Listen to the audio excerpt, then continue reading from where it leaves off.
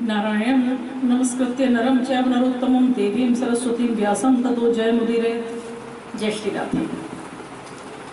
भोजन कैसे करना चाहिए, इसके नियम हम पूर्व में बात कर चुके हैं, लेकिन एक प्रश्न लोगों द्वारा आया है कि भोजन रसोई में बैठकर करना चाहिए या नहीं। तो भैया, भोजन रसोई में बैठकर करना ये चाहिए या नहीं, इसके लिए कुछ लोक व्यवहार से सम्मत है, जो वंश परंपरा से बड़े बुजुर्गों द्वारा जो सुना गया है, उसके संदर्भ में क्या नियम है वो बताए दे रहे हैं। भोजन रसोई में बैठकर नहीं करना चाहिए, रसोई से बाहर करना चाहिए। क्यों? क्योंकि जब आप रसोई में बैठकर करते हैं तो रसोई झूठी हो जाती है,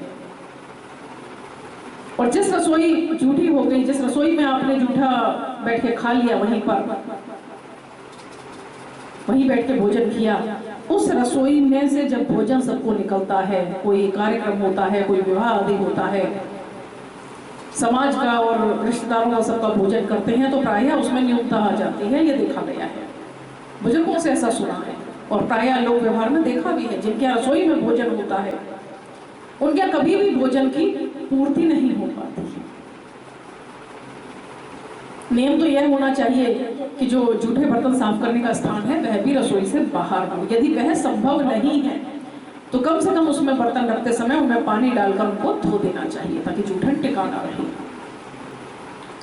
अब प्रश्न आता है कि भाई, हम तो पूर्व में सुनते आए हैं, बहुत से अंचलों में आज भी होता है कि रसोई में बैठकर भोजन किया जाता है। तो देवियों और सज्जनों, यह ध्यान रखिए, जिस रसोई में बैठकर भोजन किया जाता है वह रसोई अलग होती है। पंक्ति पावन जो भोजन होता है, इसकी रसोई का नियम रहता है, वह भंडार गृह बिल्कुल अलग होता है। और हम लोग की आजकल क्या है, घरों में स्थान का अभाव है, तो भंडार गृह और रसोई एक हो गई है। ऐसे में रसोई में भोजन नहीं करना चाहिए, किंतु जहां आपके पास स्थान है, भंडार गृह एकदम अलग है, वहां रसोई में भोजन कर सकते हैं। क्यों?